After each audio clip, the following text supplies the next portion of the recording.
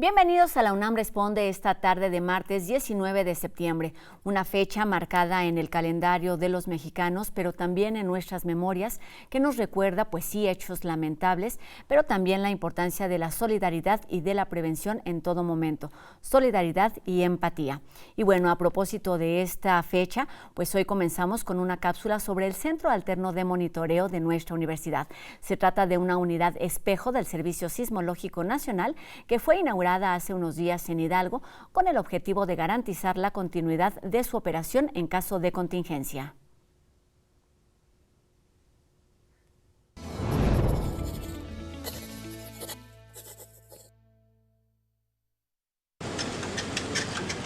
En el 10º piso hay personas que están atoradas, necesitamos ayuda.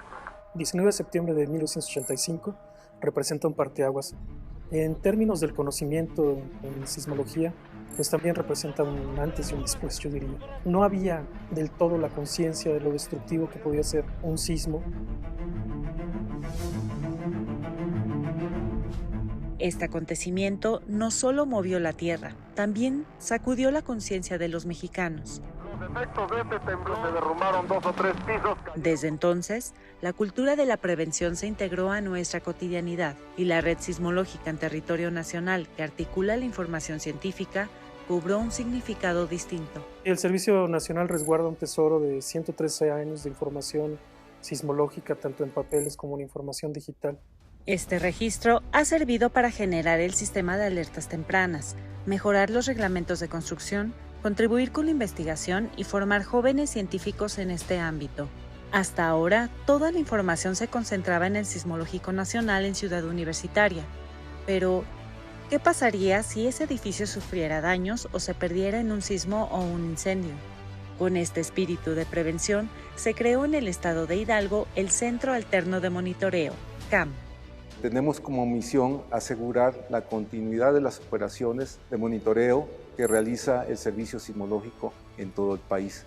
En este nuevo centro que desarrolló la UNAM en conjunto con el gobierno federal, el CAM alberga un núcleo de datos de última generación para garantizar el resguardo del sistema completo del Servicio Sismológico Nacional. La parte de un espejo es como tener 2 coches o como tener 2 teléfonos celulares. Si te falla uno, puedes recurrir al segundo. Este proyecto, junto con el Sismológico Nacional, trabajan en paralelo las 24 horas, los 7 días de la semana. Con casi 70 estaciones sísmicas a lo largo de la República Mexicana, brindan más y mejor información que ayuda a los tomadores de decisiones a salvaguardar la vida de la población cuando ocurre un sismo. Doctor, tenemos un sismo con magnitud preliminar 5.1 en costas de Chiapas.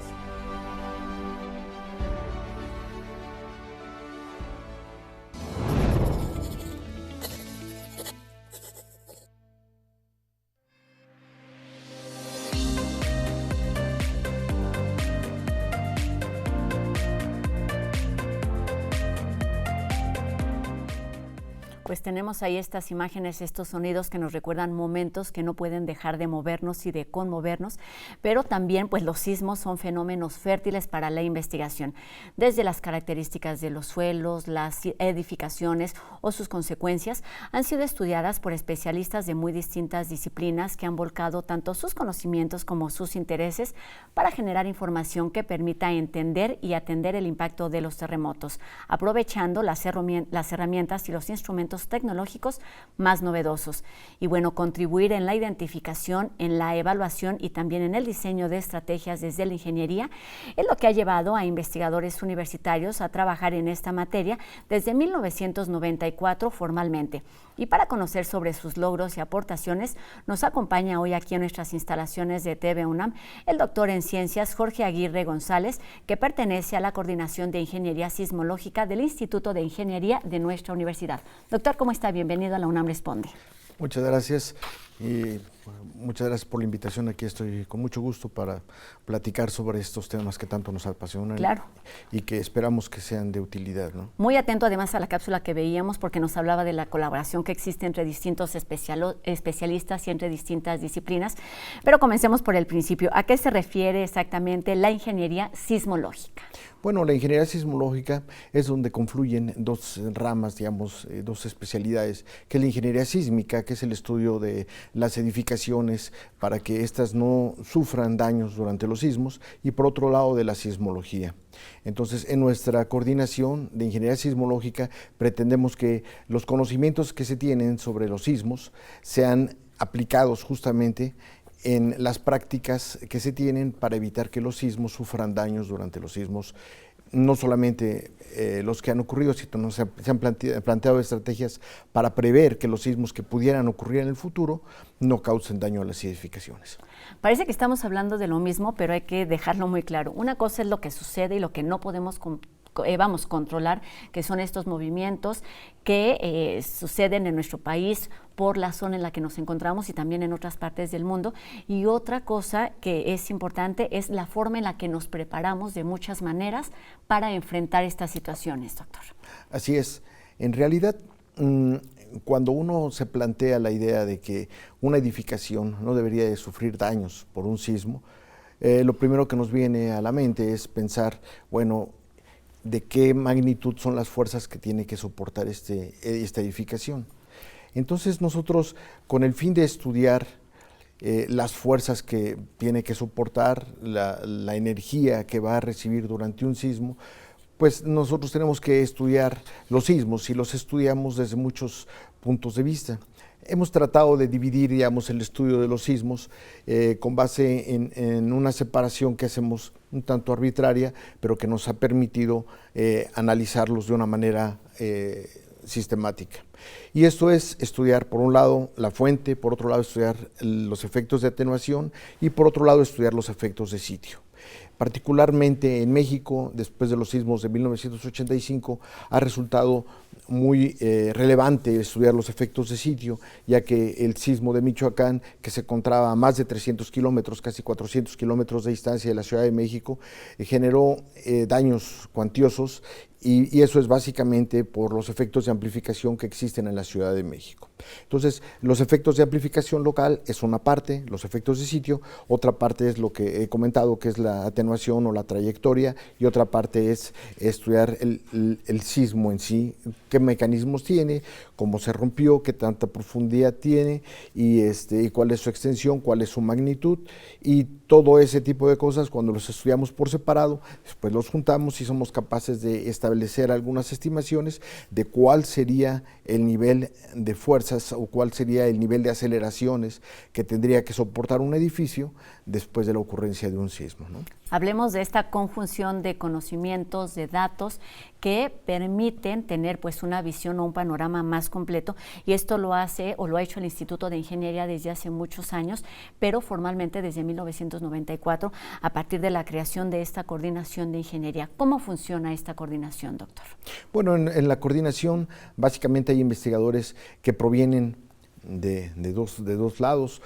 Por un lado tenemos ingenieros civiles que han estudiado y se han doctorado en estructuras, es decir, viendo la respuesta estructural de las edificaciones, y que justamente están enfocados a buscar que las estructuras sean sismo resistentes.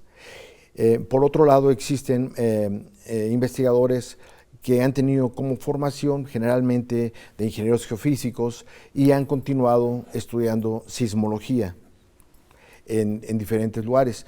Dentro de la sismología habría que distinguir entre sismología, digamos que general, que es lo que mucho se hace en el Instituto de Geofísica, que es estudiar los sismos per se, las trayectorias. Con esto podemos estudiar la estructura interna de la Tierra y muchos otros fenómenos. Pero nosotros estudiamos la sismología de movimientos fuertes, en donde justamente estamos enfocados en ver las sacudidas y los registros cuando se presenta un sismo de magnitud importante y cuando genera aceleraciones o movimientos importantes. ¿Esto lo hacen solamente en nuestro país o tienen información y datos de lo que sucede en otras partes del mundo? Bueno, para estudiar los fenómenos sí se requiere intercambiar información de lo que ocurre en diferentes partes del mundo. Y con esto permíteme hacer una acotación. Recientemente, en febrero de este año, hubo 2 sismos muy importantes en Turquía. Y nuestro instituto, el Instituto de Ingeniería, no solamente la coordinación, sino que diferentes coordinaciones integraron un equipo en donde tuve oportunidad de participar para ir a visitar y tomar de viva voz o de primera instancia aprender, digamos, de los efectos de este sismo dentro de Turquía, ¿no? Y en ese caso, pues estamos ahorita todavía preparando un volumen que vamos a publicar, un libro, en donde veamos las lecciones aprendidas de este sismo y tratemos de que esas lecciones se aprendan aquí en México y se reflejen en cosas como reglamento de construcción. Le voy a preguntar quizás algo muy extenso que tiene que ver con cuáles son los puntos importantes, es decir, estudian un antes, un durante, después del sismo, además de todos estos factores, de estos elementos de los que ya nos platicaba, como la magnitud del epicentro, ¿cómo separan, digamos, estas áreas de investigación? Bien, bueno, trataré de mencionar, digamos, desde un punto de vista muy general, cómo es que se realiza esta investigación que debería de llevar a la protección o a contar con una sociedad más resiliente ante los sismos. Primero que nada, pues requerimos de la observación, saber qué tantos sismos ocurren, en dónde ocurren y qué características tienen. Con esas características, nosotros podemos después hacer estudios para incorporar algunos de los efectos, como les he comentado, efectos de trayectoria, efectos de sitio, y saber desde algún modelo qué aceleraciones o qué niveles de fuerza podemos esperar en algún sitio. Finalmente, eso se plasma en los reglamentos de construcción, y los reglamentos de construcción, una cosa que se conoce como espectros de diseño, es lo que utilizan los ingenieros cuando van a diseñar una obra civil o cuando van a diseñar un edificio, a fin de que estos edificios vayan a resistir los efectos de este sismo. Cuando todo digamos, toda esta observación, toda esta investigación, todo este ciclo llega a buen término, pues se contará con edificios o edificaciones que estén lo más preparados para resistir los embates de un sismo, ¿no? ¿Con qué tipo de instrumentos cuentan para lograr este panorama, esta fotografía completa? Qué bueno que me pregunta, eso es muy importante. Mientras que el Servicio Sismológico Nacional utiliza sismógrafos que lo que miden es la velocidad de partícula, velocidad es cómo se está moviendo o la variación del movimiento que se tiene en algún sitio. Son aparatos sumamente sensibles, y cuando me preguntaba que si se estudian con información a través del mundo, en efecto, ¿no? Estos equipos están en todas partes del mundo y son capaces de detectar sismos como el sismo de Turquía. Aquí en México son capaces de registrarlo, pero esos registros tienen un problema de que cuando hay un movimiento muy fuerte, muy severo, se saturan, es decir, no pueden registrar qué tan violento fue ese movimiento. Nosotros en el Instituto de Ingeniería lo que ocupamos en vez de sismógrafos son acelerógrafos. Los acelerógrafos tienen la virtud de que no se saturan ante movimientos fuertes. Ha habido movimientos que sobrepasan algunos niveles de aceleración que tienen algunos aparatos y los han saturado, pero normalmente los acelerógrafos son utilizados para registrar esos movimientos violentos. De hecho, el Instituto de Ingeniería en México es la institución que tiene, digamos, que más historia en cuanto al registro de equipos de aceleración. Digamos que paralelamente a lo que es el Servicio Sismológico, que empezó en 1910, el Instituto de Ingeniería empieza en 1960 a poner equipos. En la Ciudad de México inicia con 2 equipos, uno en la Alameda, otro en Ciudad Universitaria, y para cuando es el sismo de 1985, en la Ciudad de México contaba el Instituto de Ingeniería con 11 equipos instalados en la Ciudad de México y 20 equipos ocupados, instalados en la zona cercana al epicentro, en Michoacán y en Guerrero. Y eso ha permitido, en aquel momento esos registros fueron muy interesantes, no solamente a nivel nacional, sino a nivel internacional, porque después de que se inventaron los acelerógrafos había muy pocos registros que estuvieran cercanos a donde había ocurrido el sismo, ¿no? con respecto a esto que nos menciona, doctor, tiene que ver con una duda que tenemos todos, y es cómo es que se aplica toda esta información, todo este conocimiento que se va generando día con día en términos de algo que mencionó también, que es la resiliencia. Pues sí, eso es básicamente a través de plasmar todas estas observaciones. Tenemos los registros, se analizan, se busca por conveniencia separarlos en algunos efectos y después se busca realizar estimaciones. Hay algunos mapas en donde se plasma toda esta información que se conocen como estudios o mapas de peligro sísmico, en donde uno puede ver cuáles son el nivel de aceleraciones o el nivel de sacudida que se espera en un periodo determinado de tiempo. Digamos que para los próximos 50 años se espera que existan este nivel de aceleraciones con un determinado porcentaje de probabilidad de que se den esas aceleraciones en los lugares. Entonces eso se toma y es con lo que bajo determinados criterios se realizan los reglamentos de construcción. Y es entonces que se puede impactar en la prevención. Así es. Nada más que bueno, a propósito de reglamentos de construcción, en México tenemos algunos problemas porque el reglamento de construcción es algo que es una atribución que tienen que realizar cada uno de los municipios de México. Entonces tenemos 2,460 y tantos municipios en México, y de ellos pues hay muy pocos que tienen reglamento de construcción. La Ciudad de México tiene un reglamento, y un reglamento muy bueno, en donde se han basado, por ejemplo, en la zonificación de los diferentes lugares en donde está la Ciudad de México asentada. Lo hemos separado en zona de lago, zona de transición, zona de lomas. Actualmente ya existe un programa que también se ha generado por parte del Instituto de Ingeniería.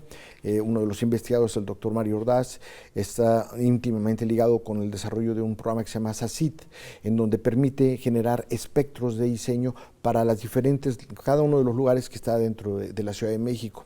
¿Por qué? Porque en la zona del lago, pues también aunque es una zona que tiene una respuesta especial, no es lo mismo y varía mucho dentro de la zona del lago. No es lo mismo construir, digamos, que en la zona en la colonia Roma, que construir, digamos, un poco más hacia acá, hacia Coyoacán, en la colonia del Valle. Entonces, todo eso está plasmado en ese programa, en donde se tiene una determinación puntual el espectro de diseño que se debería de utilizar para construir en cada uno de esos lugares. Podríamos seguir hablando de estos temas porque quizás pocas veces nos acercamos a la ingeniería o a la sismología desde la ingeniería. Y nos platicaba pues de todo este trabajo que ha hecho el instituto a lo largo de muchísimas décadas, no solamente a través o a partir de la creación de esta coordinación.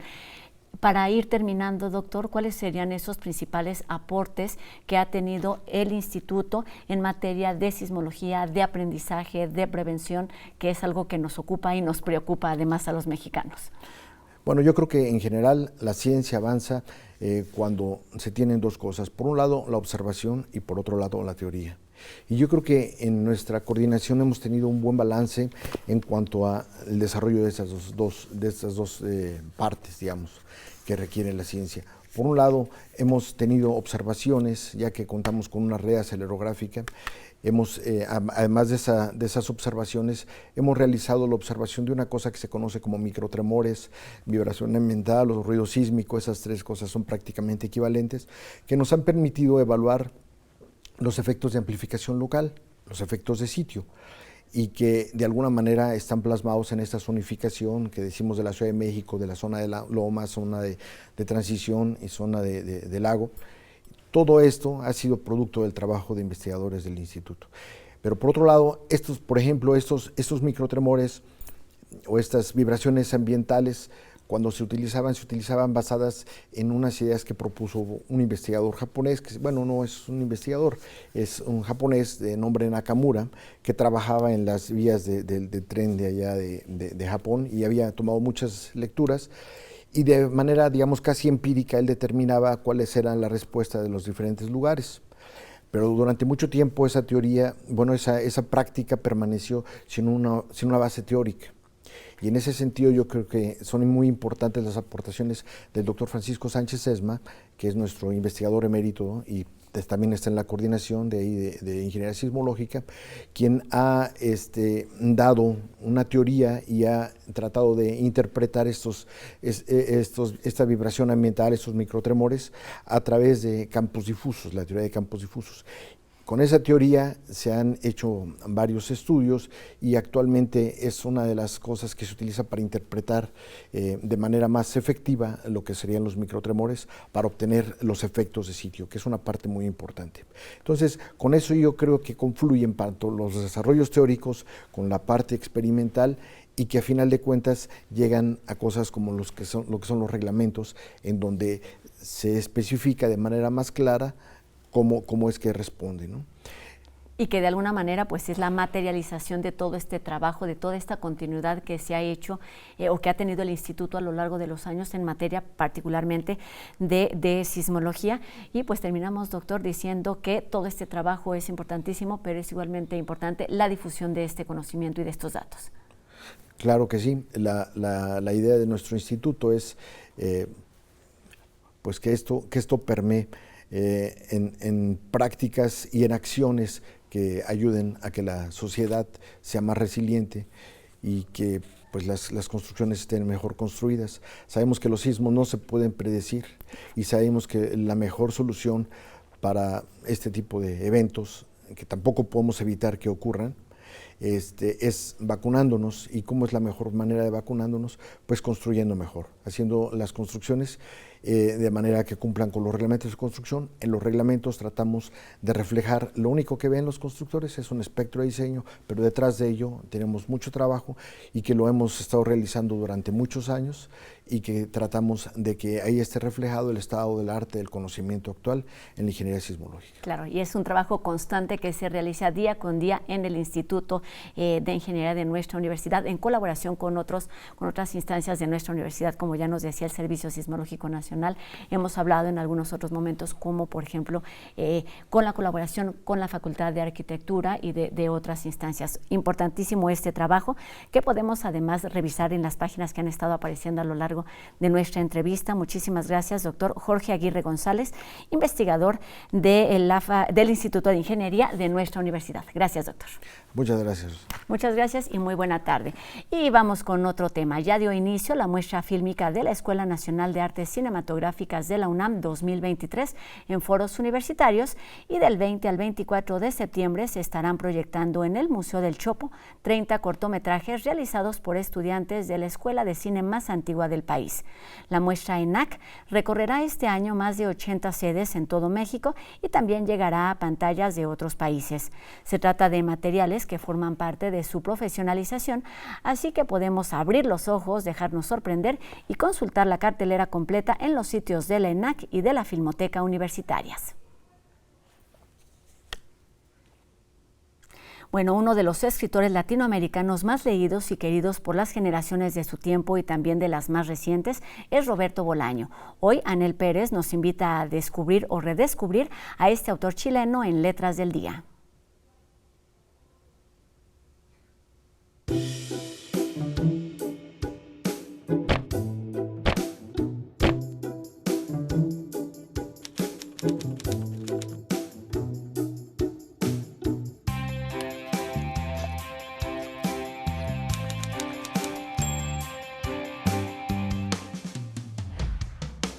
De noviembre. No sé muy bien en qué consiste el realismo visceral. Tengo 17 años, me llamo Juan García Madero, estoy en el primer semestre de la carrera de Derecho. Yo no quería estudiar Derecho sino Letras, pero mi tío insistió y al final acabé transigiendo. Soy huérfano, seré abogado. Eso le dije a mi tío y a mi tía, y luego me encerré en mi habitación y lloré toda la noche, o al menos una buena parte. Después, con aparente resignación, entré a la gloriosa Facultad de Derecho, pero al cabo de un mes me inscribí al taller de poesía de Julio César Álamo en la Facultad de Filosofía y Letras, y de esa manera conocí a los real visceralistas o vicerrealistas o incluso vicerrealistas, como a veces gustan llamarse. Desde luego es que todos ustedes ya conocen que así inicia Los detectives salvajes de Roberto Bolaño, este escritor chileno que publicó esta novela en 1988, con la que obtuvo el premio Herralde por unanimidad en noviembre de ese mismo año. Roberto Bolaño es probablemente el escritor o uno de los escritores latinoamericanos que más impacto han tenido en las últimas décadas. Sus cuentos y novelas irrumpen en un cambio de siglo en que las líneas representaban una especie de agotamiento llevadas al límite. La escritura de Bolaño es a la vez clásica, moderna, posmoderna, es también una literatura ficcional que emana de la poesía. Una maravilla esta obra, y por eso hemos decidido hacer un encuentro dedicado a la vida y obra de Bolaño el miércoles 20, jueves 21 y viernes 22 de septiembre. Así que les invito, va a ser aquí en la Sala Carlos Chávez, en el Centro Cultural Universitario de la UNAM. Vamos a empezar con un taller de introducción a la narrativa chilena reciente, impartido por la especialista Macarena Areco, y vamos a tener conferencias, conversatorios en torno a este mundo increíble de Bolaño, su experiencia en México, su relación con las comunidades poéticas y literarias, sus visiones en torno a las constelaciones literarias de juventudes y de violencias. Así que inscríbanse a todo lo que puedan, porque este 2023 releemos a Bolaño con todo lo que eso implica, 70 años de su nacimiento y 20 de su deceso. Y por supuesto nos seguimos preguntando qué hay detrás de la ventana. Yo los veo en la próxima cápsula de Letras del Día.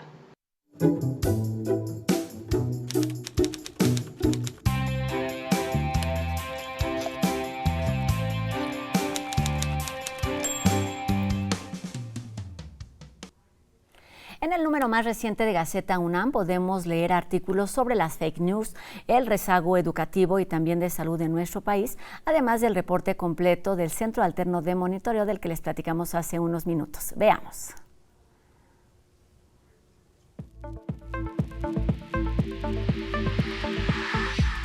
La UNAM cuenta con un repositorio digital que reúne más de 200 historias audiovisuales que muestran el rostro humano, científico, de innovación, cultural y deportivo de nuestra comunidad. Los ataques de pánico forman parte de los trastornos de ansiedad que ha experimentado el 23% de la población. Se trata de una amenaza que se siente, aunque puede no ser real. El Laboratorio Nacional de Materiales Orales, ubicado en la ENES Morelia, realiza un trabajo de rescate y memoria a través de la documentación, procesamiento, almacenamiento y análisis de los actos comunicativos que tienen como soporte la voz, el cuerpo y la memoria.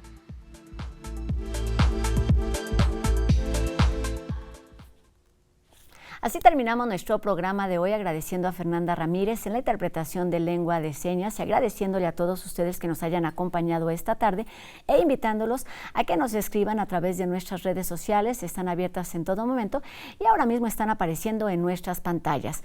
Con esto terminamos nuestro programa de hoy. Nos vemos aquí el día de mañana en una nueva emisión de La UNAM Responde, 2:30 de la tarde por TV UNAM. Mi nombre es Rosa Brizuela. Adiós.